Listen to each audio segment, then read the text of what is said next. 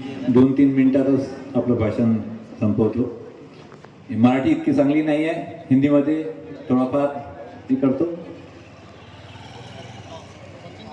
Chhatrapati Shivaji Maharaj, Mahatma Phule, Shahu Maharaj, Bharat Ratna doctor Bhimrao Ambedkar और अमरावती के हमारे आदर्श डॉक्टर पंजाबराव देशमुख.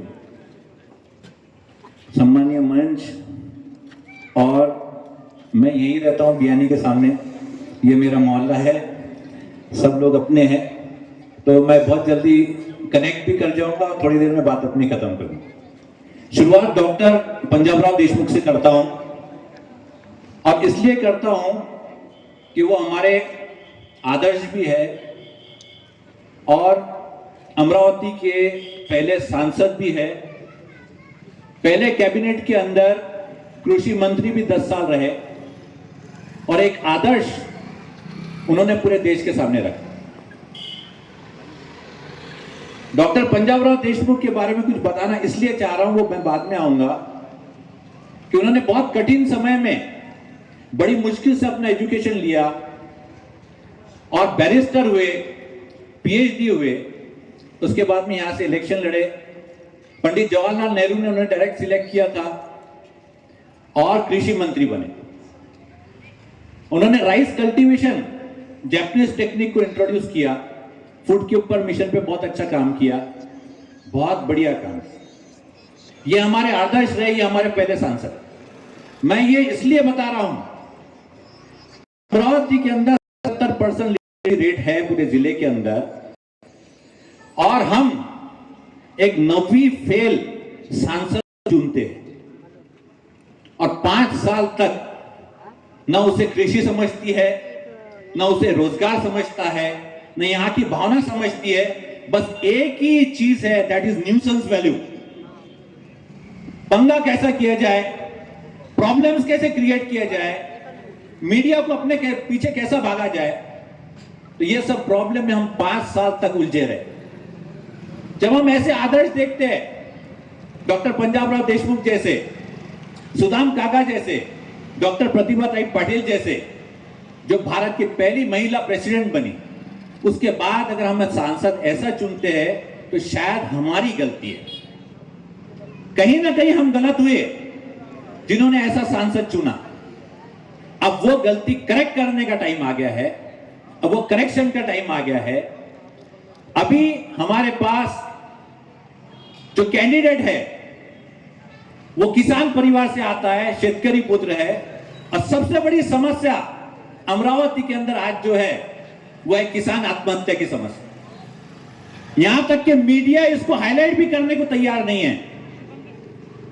यवतमाल और अमरावती के बीच में कंपटीशन शुरू है कि सबसे ज्यादा फार्मर सुसाइड, किसान आत्महत्या किस जिले में होंगे, जिसमें अमरावती विभाग में सबसे ज्यादा आत्महत्या है, और पूरा नागपुर और अमरावती मिला के 1000 किसानों की आत्महत्या हर साल हो रही है. ये मुद्दे पे कोई बात करने को तैयार नहीं है. मीडिया बात करने को तैयार नहीं है कि अगर इसके अंदर हमको कमी लाना है, हमारे किसानों ने आत्महत्या नहीं करना चाहिए, तो हमको किस पॉलिसी की तरफ जाना है. ना ही पार्लियामेंट के अंदर हमारी सांसद ने कभी यह सवाल उठाया कि किसान आत्महत्या क्यों कर. 1000 किसानों की डेथ हुई एमएसपी के लिए और दूसरी मांगों के लिए आंदोलन करते वक्त. मेंबर ऑफ पार्लियामेंट मैडम ने कभी उनके ऊपर सवाल नहीं उठाया कि ये किसानों की जो डेथ हो रही है वो क्यों हो रही है और इसको रोको. मैडम सांसद पंजाबी फैमिली से आती है, और 750 किसान जो थे वो पंजाबी थे. जो अपने समाज का ना हो सके, जो अपने परिवार का ना हो सके, वो किसी का नहीं हो सकता. मैं फौजी हूं, I retired as lieutenant commander. Madam ने यह भी कहा कि मैं फौजी परिवार से आती हूं, मेरे फादर फौजी है. मैं ये पूछना चाहता हूं इस मंच से कि मणिपुर के अंदर जब कारगिल वेटरन वो होता है जिसने कारगिल में युद्ध किया, अपनी जान की बाजी लगाई, उस फौजी ने उसकी पत्नी को बिना कपड़े पूरे रोड पे परेड करवाया गया, तो मैडम सांसद ने फौजी बेटी होने का कौन सा फर्ज निभाया? आप फौजियों की भी नहीं हो सकी, और जो फौजियों का नहीं हो सकता ना उस देश का हो सकता है, ना समाज का हो सकता है। मैं हम सब अमरावती परिवार के लोगों से ये पूछना चाहता हूं, क्या हम ऐसे सांसदों को आगे बढ़ाएंगे? और अमरावती में क्या कोई सांसद बनने लायक नहीं है जो हर बार हम बाहर के ही लोग आएंगे और सांसद बनेंगे?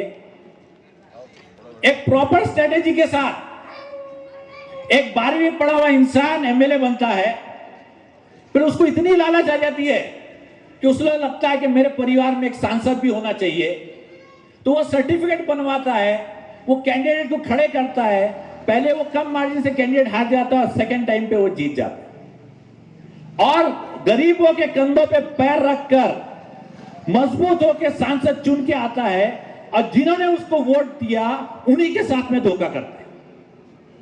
अब परिस्थिति अलग है, जिनके साथ धोखा हुआ वो ये साइड में, और जिनके साथ धोखा होने वाला है वो उधर साइड में। तो मैं सबको कॉशन करना चाहता हूं, वार्न करना चाहता हूं कि आप लोग अभी धोखा होने मत दीजिए। अभी देश को संविधान मजबूत करने की जरूरत है, देश को लोकतंत्र मजबूत करने की जरूरत है, हमको देश को मजबूत करने की जरूरत है। अभी सब लोग बात करने के बात तो बहुत करना चाहता था, बहुत आ गए अंदर, लेकिन उसके लिए वक्त नहीं है, वक्त बहुत कम है। हमारे पास बहुत अच्छा कैंडिडेट है, मैं उसी को प्रमोट करने आया। इस मंच से मैं उनको प्रमोट करना चाहता हूं कि वानखेड़े साहब एक सिंपल